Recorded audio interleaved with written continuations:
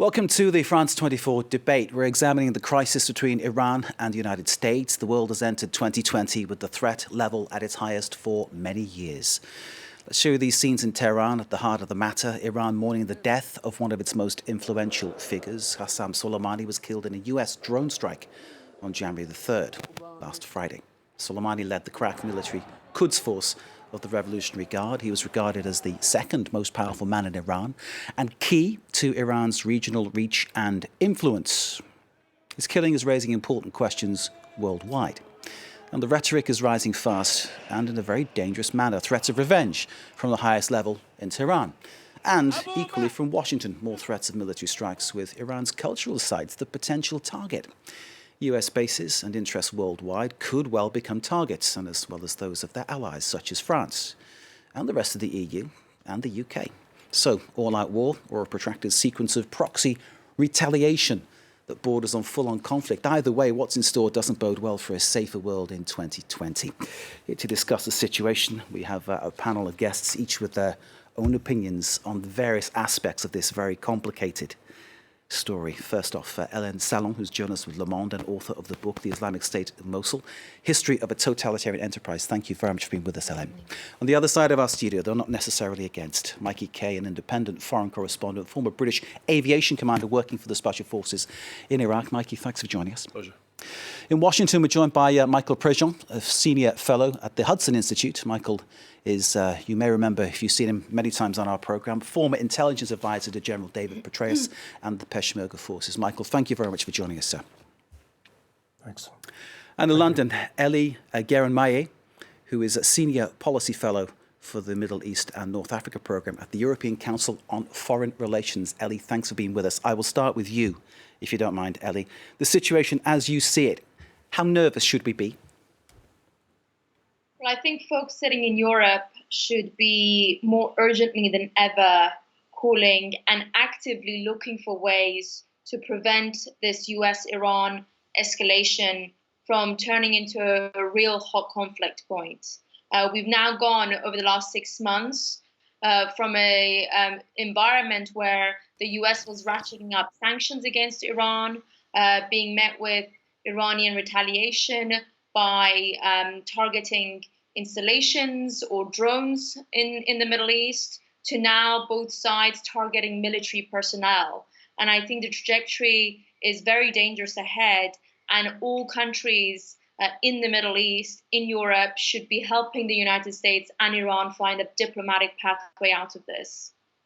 Elie, thank you. Let's go to Michael Prejean in Washington. Michael, your thoughts?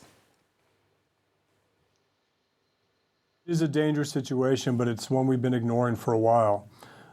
Iraq really didn't have a chance to address its security issues with ISIS, while Qassam Soleimani and Mohandes were actually trying to influence Baghdad and the government there.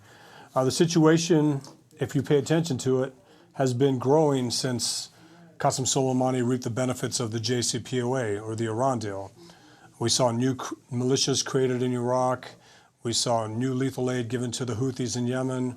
We saw Bashar al-Assad actually being propped up by Soleimani, using money that should have gone to the Iranian people to basically prop up Assad, invite Russia in. And then the JCPOA, of course, now people are trying to tie maximum pressure and the president walking away as the reason for all of this aggression. When, if you pay attention to it, it's been going on before the JCPOA. It accelerated through the JCPOA to where we are now. I would argue that all these things would be happening regardless, because the majority of the things that are happening, if you listen to the argument, the JCPOA had nothing to do with. The JCPOA was not meant to curb Iran's behavior, and we know that because it actually accelerated Iran's malign behavior. And everything that Qassam Soleimani has been doing under the protections of the Iran deal and the constraints put on the Obama administration and early on with the Trump administration has basically been a violation of existing UN Security Council resolutions that we've simply ignored. Ballistic missile testing, providing lethal aid to proxy groups, and conducting humanitarian attacks on his own people, and also putting down protests in Iraq and in Lebanon. Those are things that the international community should pay attention to. And now that Iran has walked away from the Iran deal, or not walked away, but scaled back its adherence to it, it's actually cheating on France, it's cheating on Germany, it's cheating on England, and on Russia and China, but there is not the response that the U.S. has. I think we would be able to de-escalate more if Iran didn't think it had a backdoor exit here, meaning the more it provokes, the more it does, Europe will eventually either cave or somehow put pressure on the next administration or this current administration after the 2020 elections. The most capable terrorist in the Middle East, more powerful than Osama bin Laden, because he had a state sponsor behind him. Qassam Soleimani was a legitimate military target. He was a designated terrorist, and he was in Iraq to conduct attacks against the American presence there. His targeting was the right thing to do. Wasn't there a case to say that at some point, of course, he was working alongside you, and the Americans, in the fight against ISIS? Well, see, here's how I look at that. Qassam Soleimani tried to take credit for every victory in Iraq that we credited the Iraqi Special Operations Forces for. Early on, General Petraeus wrote an op-ed saying we should not become the Air Force for Qassam Soleimani. And it's exactly what we did. Not by directly working with Qassam Soleimani and the Hashd al-Shabi, but by ignoring their role in the ISIS campaign. Their penetration of Iraq's security forces through the Badr Corps, and then their victory lap after every defeat, after every piece of terrain was taken away from ISIS in Iraq, they actually used that to win influence in Iraq's parliament, and that resulted in this vote to exit us. This vote to exit us was going to happen regardless. This was not based on Soleimani's death. This was something they've been warning about before. They just had the luxury of being able to use it as leverage against us so that we would concede a position and then have it both ways. Take money from the United States, allow Mohandes and Qassam Soleimani to grow influence in Iraq, and all of that was a miscalculation by the supreme leader and Abu Mahdi al-Mohandes and Qassam Soleimani. When that attack was conducted against that American base and killing an American, and then Mohandes actually used his primacy over Baghdad to move into the green zone unopposed and attack a U.S. embassy. It was a complete miscalculation. They did not believe they were going to lose Qassam Soleimani and Abu Mahdi al-Mohandes because of that. That's the miscalculation. Michael, let me pause you there. We're hearing from you the words about the justification of why this happened and why he was a legitimate target. Mikey Kay here in the studio, with your experience on the ground there, what would you say? Yeah, I just want to sort of come back to Michael on that. I just want to sort of provide a bit of context here. The reason why Qassam Soleimani, the reason why the Iranian PMUs, and the reason why the Shia clerics are so powerful inside Iraq now is because George W. Bush, Rumsfeld and Cheney broke it in 2003. And it was the decision to invade Iraq. And I was part of that invading force in 2003 from Ali al-Salem up into Basra that effectively created the catalyst for Iranians' dominance inside the region. The next big thing I'd argue is that despite America having a defense budget of over $700 billion and Iran's defense budget being somewhere in the region of $16 to $18 billion, I, from my experience, put the favor with Iran. And the reason for that is because Petraeus, and Michael will know this better than anyone, pushed for a surge of up to 170,000 US troops inside Iraq in 2008. $5.9 trillion have been spent on wars inside Syria, Iraq, Pakistan, and Afghanistan since 2001. And despite that massive amount of imbalance on defense budget, on defense capability, even the US Army, even the college has come out and said the only victor from the Iraq war was Iran. Moving that forward, wars are being fought. Hang on, Michael. One second, Michael. Wars are being fought today through proxy warfare. And the reason that is happening is because the UN Security Council has zero ability to implement any form of accountability on proxies. That's why they're being fought that way. Iran has been inside Syria since early 2011, 2012 with Hezbollah. I was with Hezbollah in South Lebanon and up in Hermel talking to them about their actions in there in 2013. Iran, like no other country in the world at the moment, has more experience on how to fight proxy warfare than anyone in the world. So I would argue that from the long-term perspective, it is very dangerous for America to get into a fight here with a country that knows proxy warfare inside and out and has the influence that it does through the Shia clerics inside Iraq. Were they right to take out Soleimani? I personally, I mean, Michael's point on was he a legitimate target? Yes, he was, but that's a short-term tactical win. The old adage, you may have won the battle, but you've not won the war, I think applies to this situation. Sometimes it's better the devil you know. But what I would argue is that the reasons that America are giving for taking out Soleimani in terms of making Americans safer within the region, de-escalating, making the region more stable, is not true, because we know from the Iraqi prime minister that the Saudis were already engaged in negotiations with Iran using the caretaker Iraqi that's PM. Just a false statement. Not by you, but by the Saudis. But that came from not by you, but by the Saudis. Sure, yeah. sure. So that's Thammer. Yeah. In terms of should Qassam Soleimani been taken out, the answer for me is absolutely not, without having a strategy which is a 5 to 10 year strategy. And we know that the US had zero strategy beyond the conflict phase of the 2003 war. And that's why Iraq looks and is in the mess that it's in. Mikey, thank you. Let's bring in Hélène from Le Monde, Hélène Salon. Can I respond to that? Can you give me 1 second to get a comment from Hélène? Then I'll come back to you, Michael. Bear with me, please, sir. Sure. Hélène, in terms of what you've been listening to, do you feel that there's been this justification that it was the right thing to do to take out Soleimani, as Michael was saying?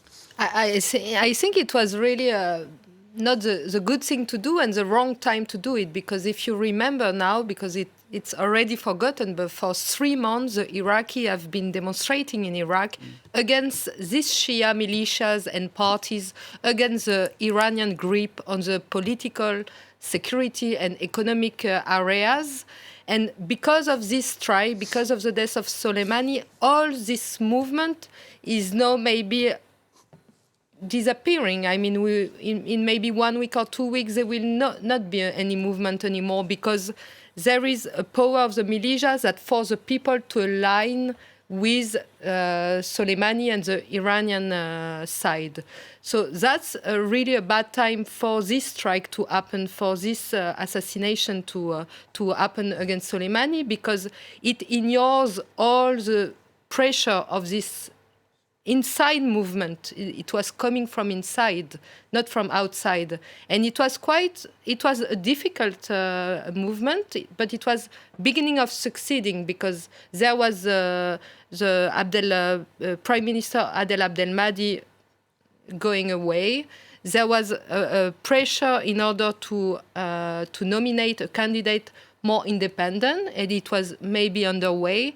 And now we are sure that it's a victory for the militia, the Shia militia, and Iran. And they will get all the grip on the government, on the security, and on economy. Ellen, thank you very much indeed. We're going to go to London in a moment. But first, back to Michael for that quick comment, please. Michael President. Well, give me 2 minutes. I'd like to agree with pretty much everything that my British counterpart said. I cut my teeth in 2007 saying, what are we doing? We basically have picked the border core tied to Iran, and they have all this influence here, and we're actually ignoring it, and it's growing. So that's why I'm here. I've always been the Iran is here, why aren't we doing something guy. I think I've earned a lot of credibility when it comes to Iraq, and I would agree that we are not good at this. Iran is great at this.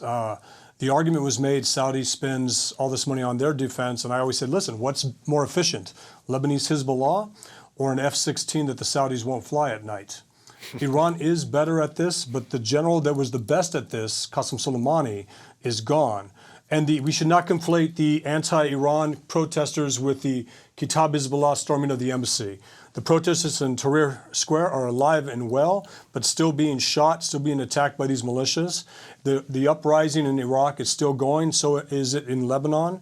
And out of cultural respect for Qassam Soleimani in Iran, the protests have died down, but they will come back. So this is not a defining moment. This is a moment where Iran needs to save face, and what the Supreme Leader communicated to us today, let us do something of equal value and then promise not to do anything else. So they're already looking to de-escalate. But to think that Saudi Arabia was somehow putting pressure on Qassam Soleimani to de-escalate Iraq or that somehow Qassam Soleimani, the man in charge of escalating the situation, is somehow also the arsonist and the firefighter.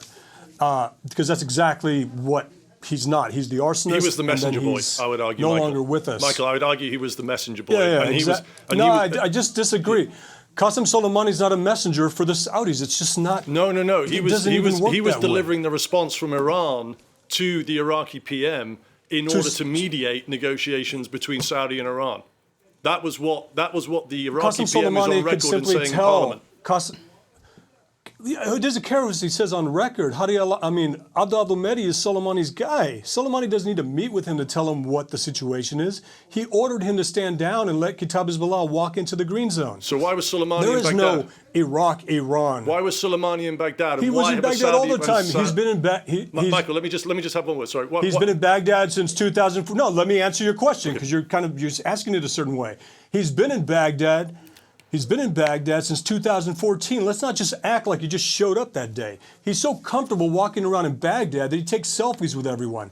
He was so comfortable walking around in Baghdad that he landed, went to luggage claim, talked to the protocol officer, and then met with Abu Mehdi al-Mohandes before he probably grabbed a latte before they got in the vehicles, and then he was struck. Let's not act like he came there on this important mission. That's ridiculous. Michael, I'm not saying that was his first time at all. What I'm saying is that off the back of that... Are you the moderator or are you the pilot? Say again? Michael, I'm allowing Mike to put questions to you because it seems more lively to do it that way. But if you'd like me to butt in, I will. Michael Persian, please be quiet. Mikey, please be quiet. Hold on a second, please. Because I've got another guest to get in, sir. Hold on. Please. No, please, allow me to stop you and bring in another guest who's waiting to speak as well, Eli Geremaye from the European Council on Foreign Relations. Michael, we'll get back to you as soon as we possibly can there in Washington. Eli, in terms of what you've been hearing, are you feeling any more reassured about the situation? As we come to the close of our first part of the debate, give us your thoughts on how the situation is and how you feel it's going to develop. Sure. I think there's three main repercussions from this assassination that we need to think about. First of all is if the United States claims that it created deterrence, I think there's a real huge question mark about this, particularly given the already mood of escalation that we have in the air. Iran has said that it will respond and it will do so militarily. And so I don't see this action as having deterred Iranian bad behavior as the US administration claims. Secondly, a point made by one of your guests about the securitization that now will unfold in Iraq. The same thing will happen in Iran. In November, we saw people going onto the streets opposing the policies of the Islamic Republic. And now, because of this new dynamic, which is essentially Iran feels that the US has declared war on the country, we are seeing seas of people coming out to the funeral of a man that to the outside world looked like a man with American blood on his hands, but in Iran is being celebrated by a strong, committed base as a hero. And I think that will have a multi-generational impact on many ordinary Iranians inside of the country. Eli, would you say this has actually unified Iran? I think it's a real watershed moment in terms of US image with the Iranian public. If until now Trump was known as having walked away from a nuclear deal that for a unprecedented time Iran was adhering to its international obligations, now I think there are a lot of the Iranian public who blame the United States for an illegal assassination of a state official. I'm not arguing that this man was beloved by everybody inside Iran. That's not what I'm saying at all. He wasn't a black or white figure, but clearly looking at the reactions on the streets across Iran, including in areas where major protests have been happening, there will be blowback inside Iran to the US stance on Iran and in the region. Eli Geremaye, thank you very much indeed. What your words, I know we've got strong reactions to come to those. We'll get them in part 2 of our debate. Stay with us.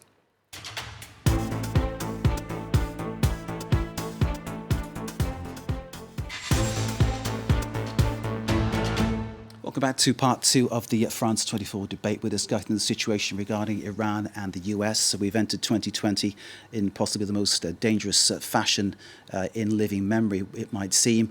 And here to discuss the situation, we have guests with opinions aplenty, starting with Hélène Salon from Le Monde. Thank you very much for being with us. On the other side of our studio, it's Mikey Kay, an independent foreign correspondent and former British commander working with Special Forces in Iraq. Mikey, thanks for joining us. Joining us from afar, first off, in Washington, Michael de Prejean, who is Senior Fellow at the Hudson Institute. Michael, thanks for being with us. I'm getting back to you in a second because I know you've got things you need to say.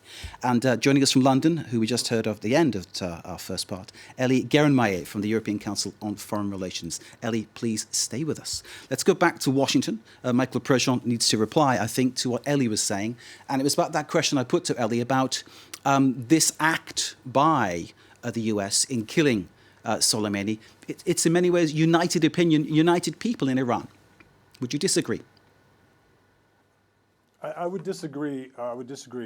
Because in Iranian culture, you can't smile after the death of a figure like Qassam Soleimani.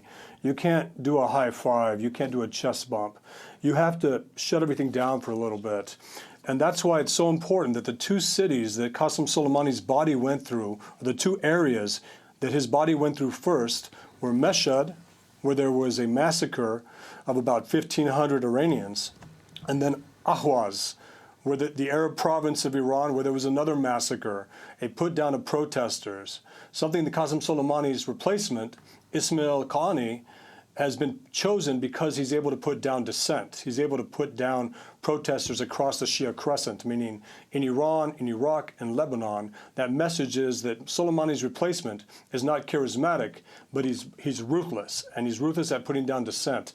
So what happens is during the procession, the Basij will stand in the crowd, and they see anybody smile or anybody shake each other's hands or any snide remarks. That's considered treason during the mourning period.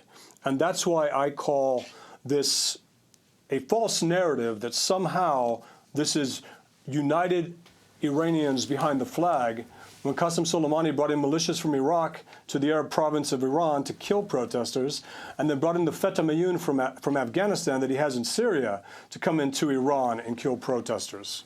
But no Iranians want any kind of foreign intervention, do they? Michael, bear with me. Ellen needs to say something. Ellen? I think Elie will maybe... Well, you go first, Ellen, then I'll bring in Elie. Okay. We had testimonies in the newspaper in Le Monde of Iranians who were supportive of the protest movement, who were against the Islamic Republic, who are now supporting Soleimani as a defender of Iran against the US. So it's unhappy, but no, it united even people who were against the regime, the Iranian regime. And Elie will confirm, I guess. You've done my job for me. Elie, over to you. I can make the same claims on the other side. Michael, bear with us, please. Michael, bear with us, please. Michael, please, bear with us, sir. Elie, over to you. Go ahead. I mean, look, we don't know the official figures, but based by Western media that it's on the ground in Iran, there are hundreds of thousands, if not more, people on the streets. And to think that somehow the state apparatus has forcibly moved all these people on the streets is frankly lacking understanding of how Iranian society really works. I have many contacts inside Iran, people who do not see themselves as supporters of the system, who have actually seen this as a moment where they need to come out in support of territorial integrity of Iran and to show that if there is some sort of a conflict with Iran, it is going to be a very long and very costly war for not just Iran, but also the United States. Elie, thank you. Michael, quick reply from you, sir. Okay, there's a difference between protesters coming out to support the regime. They come out under the threat of you better get out there or else, and then protesters who come out to protest the regime that are met with Evin prison, that are met with bullets, that are suppressed in Mashhad and suppressed in Ahwaz. People are shocked by Qassam Soleimani's death. I'll give you that. Nobody expected the U.S. president to kill Qassam Soleimani. So there's some shock, but there are so many generals inside the IRGC that are happy Qassam Soleimani's gone. They thought he was growing too high in his stature. Even the Supreme Leader's close network was concerned about Soleimani getting to a point where he could be the next guy instead of Raisi. So I'm not Iranian, but I talk to Iranians, and I talk to a lot of different ones. And there's no way you can own the narrative that all Iranians inside the country are somehow united behind the flag. Michael Prishin in Washington, thank you very much indeed. Cries of death to America, those sound very united, don't they, Mikey, when you hear it on the news broadcasts? And I know sometimes the news can, by the nature of what we have to do, distort things. But what's your feeling? Bear with us, Michael, please. No, and you know, I actually agree with Michael. The "Death to America" chant is nothing new, and it won't be anything new. 40 years old. Because you will have those hardliners inside Iran that will never be persuaded. You have those hardliners in Iran that didn't agree with the JCPOA. You've got Rouhani, who is sort of more moderate and willing to negotiate with the West, and you've got the Ayatollah, who's very hardline. It's sort of this give and take. But without the power to negotiate, the Supreme Leader decides everything. Bear with us, please, Michael. I agree with that, Michael. Where I think it's important now from the US perspective. Okay, we talked about the process on the ground. We talked about how does the US fare in all of this, I think, is where we need to be going. That will determine who the next Prime Minister of Iraq is. Do I think that the power of the Shia clerics, al-Sistani inside Iraq, will be affected by this? Probably not, actually. And it is with the grace of the Shia clerics inside Iraq that will give the new Prime Minister their blessing, and that new Prime Minister will have to have some form of agenda or policy, which is withdrawal of US troops from Iraq. Now, the existential threat globally to national security is Salafi-based extremist ideology. And in order for America to fight that, it needs to go to the places where it is thriving. Iraq is one of those places where it is thriving. And without the ability to home base, without the ability to be able to ally with certain proxies on the ground, the SDF in Syria was a classic. Without that ability to do that in Iraq, that's where we start getting into a sticky situation. So yes, there's an Iran issue going on at the moment, which may peter out, which may not. But the biggest threat really is that existential threat, which is still there, which is the Islamic State 3.0, which has gone underground, which isn't caliphate-based anymore, which isn't a territorial-based organization. It is how do you counter that when it's thriving? And I've got Kurdish counterterrorism intelligence sources. They've been going after Islamic State 2.0, 3.0 inside Kirkuk, Tikrit, ever since Mosul fell. And it's not getting any better. So that's the interesting bit for me is that how do you mitigate that threat?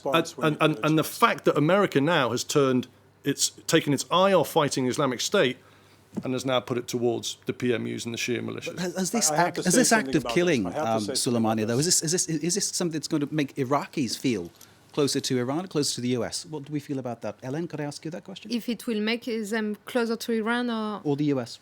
Of course, Iran. I mean, maybe in Iraq you don't have the same phenomenon as in Iran, where you have a great support for Soleimani, but there is a unity of the Shia camp, and it was not existing before. So, and thanks to that, there was maybe the possibility to have an independent prime minister. Now that the Shia camp is unified. You got to be kidding me. None of this happens. Michael, please bear with us. Of course, none of this happens. There is a unity now. They just vote all together to the resolution, which is non-binding, but they were all together, and they failed 3 times before. No, they weren't all together. 40% were together. 40% it was the Shia. I'm talking about the Shia camp. All the Shia camp was there, and they are the majority.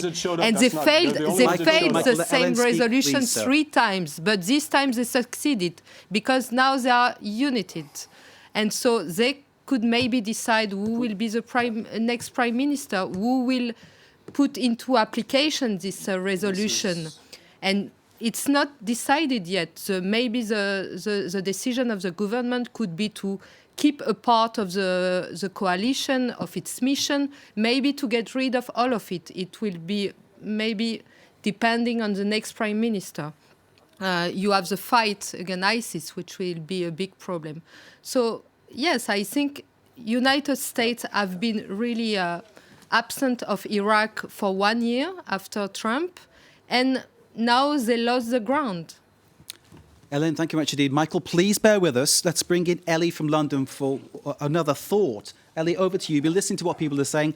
What thoughts do you have?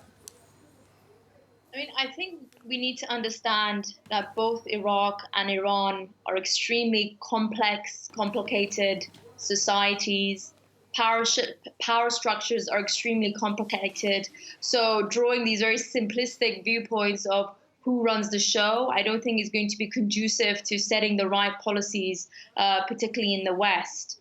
I do think the Iraqis have made their voices heard that they want less foreign interference in their affairs, whether that's Iran or, frankly, the United States. But given the nature of this assassination on Iraqi soil, without any sort of consultation with the Iraqis about the repercussions that that may have for their country, will serve as a major blow to U.S. presence inside Iraq, I think, for the weeks, months, and years potentially ahead. I do think there should be a real concern about extremist forces like ISIS exploiting the current crisis within the international community and also the fragility within Iraq domestically to gain an upper hand. We did have this very unique moment under the previous administration in the United States where de facto Iran, Iraq, and the United States were coordinating their operations against ISIS. And I do think that history will look at that as a point where the international community together was able to push back these forces. I think it should be a real point of concern about how these groups will now seek to exploit potential vacuums in security if indeed coalition forces, NATO forces, and US forces draw back. And by the way, this will be a major issue of concern for Iran on itself, which shares a very long, porous border with Iraq. Ellie, thank you very much indeed. Let's go back to Washington. Michael Prejean. Over to you, sir. Okay, it doesn't matter who the prime minister was going to be in Iraq, as long as Abu Mahdi al-Mohandes and Qassam Soleimani exerted control over the Shia political parties that voted to exit the United States yesterday and annex Iraq to Iran, it wouldn't have mattered. That's why it's so important for people to know. I don't think this is simplex at all. I get the debate, I get the language here, but I think it's really important for us to understand where the power centers are in Iraq. They're not in the Sunni sector. They're not in the Kurdish sector. They're in the Shia political parties. 100%. And it was the Shia youth that were protesting against the Shia political parties because they thought, hey, our guys are in charge of Baghdad. Yet we don't have water in Basra. We don't have electricity in Basra. And this isn't right. 60% of Iraq's population is under the age of 30. For the first time in Iraq, all three ethno-sectarian power centers feel disenfranchised by this government because of its ties to Iran and because of the Shia political parties being corrupt and sending money to Tehran. This is a vote by roughly 25% of the population, because only 30% voted in 2018, and we got this party together. And it's important to note that it was Qassam Soleimani that negotiated this government in Beirut with Nasrallah and Muqtada al-Sadr. And they brought us Abd al-Mahdi, a great guy, Barham Saleh, a great guy, and Mohammed al-Bulsi, someone that nobody had ever heard of, who joined the Fatah party. And this government was made to bend. And we saw it bend. Michael, and the best chance Iraq has, one second. Everybody else talk for 30 minutes. Let me just get one point in here. Michael, go ahead, please, because time is against us, sir. Please finish. Okay, I'm trying to talk, but you're talking over me. The best chance Baghdad has is because Qassam Soleimani doesn't exist anymore. And I've been waiting to hear the UN condemnation of Qassam Soleimani's militias killing unarmed Shia youth in Basra, Nasriyah, Karbala, Najaf, and Basra. And we haven't heard anything from the UN to condemn that. Michael, thank you. Anyway, let's bring in Mike Hughes, got a point to make. Yeah, no, and again, I mean, there's no silver bullet here, and I don't have all the answers. But the big question I have in my own mind is, was there more opportunity for America to the US to be able to control the Salafi-based ideology problem in Iraq, and at the same time leverage what was going on inside Iraq in terms of the protests and the dissident uprising between the Shia youth, as Michael pointed out, and the PMUs and the Shia clerics. And my question, and I don't know the answer to it, is, was the killing of Soleimani a mistake? I probably do. Well, hear me out for 30 seconds. My only question is that if Soleimani had been left alone, was there more opportunity from a diplomatic and maybe a more clandestine perspective for America to have influence on what was going on inside Iraq, rather than going to kinetic activity, which has tactical and short-term maybe positive influences for them, but longer term not? Mikey, thank you. Michael, think about your answer, because before you, I'm going to go back to Ellie Geremaya in London for a further comment. And Ellie, the thing about this debate for me... I already have my answer. It'd be 30 seconds. Bear with me, Michael. No, I need to go to Ellie first, if you don't mind, sir. Ellie, for me, what we're hearing now is a debate which is really talking about this as if things are happening just within Iraqi and Iranian space. Isn't the danger that what has happened will actually push the threat beyond that? And, for instance, any ally of the United States now, possibly their interests, their bases, their property, their people, are also now under threat. It's actually enlarging the scale of the problem. Well, look, I've had multiple officials who are on the ground in the region over the last few months, allies of the United States, I should say, discuss with me their concerns that if there is further escalation kinetically between the US and Iran, they are going to be the front line for the first base of attack, whether that's from the Iranian side or from the US side, frankly, as it carried out inside Iraqi territory. So whether that's in Lebanon, Saudi Arabia, the Emirates, or Israel, frankly, I think there is a risk. I don't think it's highly likely at this stage, but there is a risk that this could engulf into something much larger. And look, you can't have it both ways, saying that Qassam Soleimani, by taking him out, we are going to dislodge Iranian capabilities, and at the same time argue that his replacement is going to be the most repressive action man now in the region.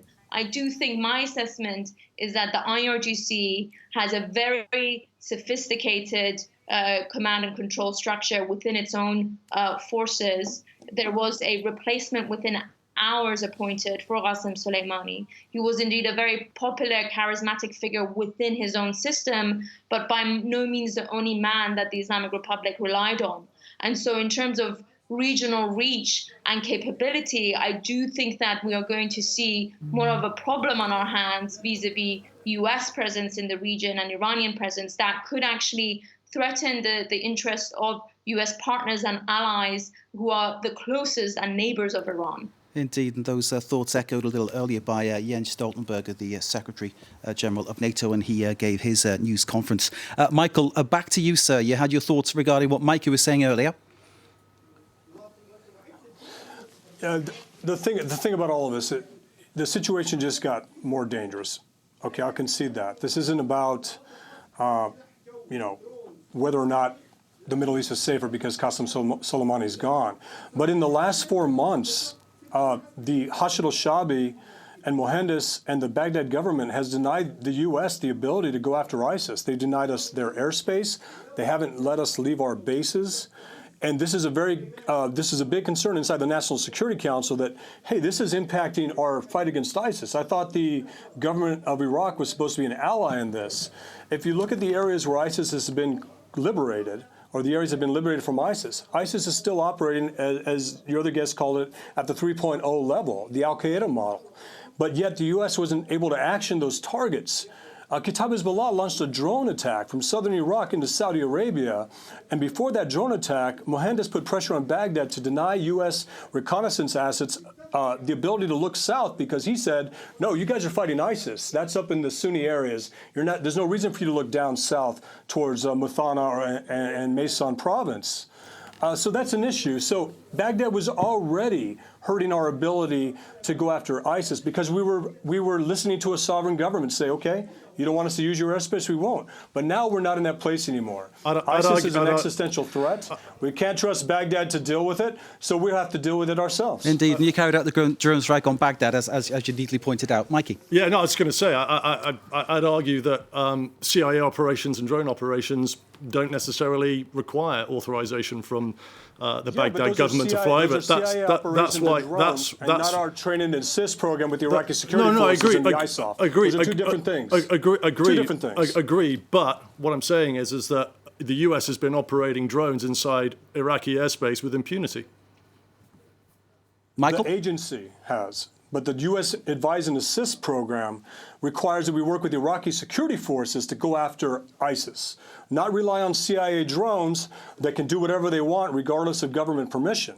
We're talking about a U.S. presence in Iraq to work with the Iraqi government to go after ISIS, and then all of a sudden seeing the inability to work with them. That's what I'm talking about. Sure. Okay, let's pause there. Ellen, over to you in terms of your knowledge of Mosul, of the area. What is your feeling? Is the threat of ISIS about to come back 3.0, as Mikey was saying? Is that something that's really imminent? Yeah, we still have some areas that are having some sleeping cells, and we have seen a lot of big operations for the last months in Mount Amrin or in the desert of Anbar, and there is still a lot of building of sleeping cell. I've also go after the financial cells, like they are building a network of companies where they can send monies to their sleeping cells. So it's really worrying if you don't have. I mean, Iraqi forces are still in the process of building up, and if you don't have the pursuit of the program of formation assisting them to build up, it will be a big problem for the Iraqi force to do this job alone, because the removal of the U.S. forces is also the removal of the coalition forces, certainly, that we can observe. So yes, there is a real risk of having a sleeping cell build up to a biggest presence. Okay, we're entering the final stages. Mikey? Yeah, and just building on what Ellen said, you cannot degrade the Islamic State unless you've got allied partners, boots on the ground, that will partner with JTACs, Joint Terminal Air Controllers, who are the main conduit between the rebel force, the Syrian Democratic Forces, or the Iraqi CTS, or whomever it may be, and the fighter in the sky that is dropping the precision-guided bomb. And unless you have that capability, the ability to degrade the Islamic State, especially now in the phase of 3.0, will be reduced significantly. And that's the worry, one of the primary worries of how that is going to affect the West's ability, not just the US. The Brits have been in there, France have been in there. How do we take on Islamic State 3.0, because they're not going to stop weaponizing propaganda? Indeed, it happens on so many layers and so many levels that it is such a difficult adversary to pin down. This is the biggest issue, isn't it, I suppose? Over to Ellie in London. Ellie, we kicked off this debate by talking about it being the most dangerous start to a new year in possibly in living memory. And perhaps I exaggerated a bit there. And in terms of what we've been hearing here, perhaps the immediate threat isn't that large. However, as you were saying earlier, it's difficult to quantify. It's difficult to know where it goes next. Do you feel that there is this threat, that we should be scared of what happens next, and that maybe there are factors at play here that we're yet to discover?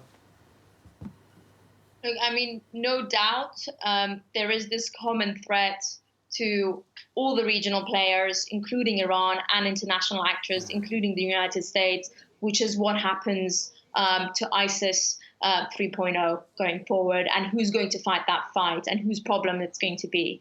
That's one issue. I think an immediate area of concern in terms of interstate conflict really lies with the fact that there is so much uncertainty and unpredictability surrounding President Trump, what he wants and what the U.S. strategy is going to be going forward. I think that people have been scratching their heads from whether the president really wants a diplomatic outcome and a diplomatic solution versus if he and his aides are seeking regime change, given their posture during the protests in Iran in November, and versus now when in an election year when he is I'm sure looking for ways to divert attention from an impeachment may look to heat up media attention on a conflict in the Middle East with Iran. And I think if you're sitting in Tehran and you're trying to decide how you will react to what you view as a act of war in terms of the killing of Soleimani, but you nevertheless do not want to create a full-scale conflict with the United States, and I don't believe Iran is looking for this, it's going to be very tricky for them to know exactly what step to take next, because they tried to look at the diplomatic pathway, and President Macron put an offer on the table that both sides considered, but in the end, the US president, who was in a position of strength, was unwilling to take... Let me get in here. This is like a monologue thing. Let me get in here and say something. Michael, we're at the end of the show, Michael. If you can be extremely quickly, and I can give you 10 seconds, Michael. Go ahead. Yeah. Yes, before Zarif landed to speak to Macron, and I was on France 24 saying this, Zarif took ballistic missiles off the negotiating table, and that's what sank the deal with Trump. When Macron met with Trump, it was about ballistic missiles. Before that meeting, Zarif said, we're not going to talk about it. Michael, thank you very much indeed. Michael Persian in Washington, thank you, sir, very much indeed. Elie Guerin-Maye, sorry for stopping you there, from the European Council on Foreign Relations. Thank you as ever. Thanks to our guests in the studio, Mikey Kay, independent foreign correspondent, and as we know, some of the great experience on the ground in Iraq. Great to meet you, sir. And thanks to our correspondent from Le Monde here in Paris, Hélène Salon. Thank you for joining us. And thanks to you for watching. Stay with us. More to come here live from Paris.